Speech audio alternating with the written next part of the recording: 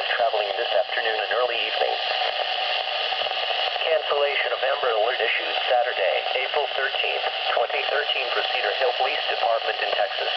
The female black suspect wearing black blazer and light green shirt has been apprehended.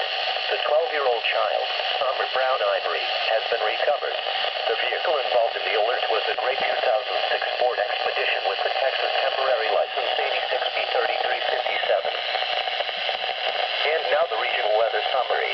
Mostly cloudy skies prevailed across central and southeast Illinois this morning. Stop with the static. Scattered showers of diffuse thunderstorms were also seen. So, this is the ADM, guys, from the National Weather Service in Lincoln. Very short. Sorry I missed the initial activation, but it's there. Alright, bye-bye.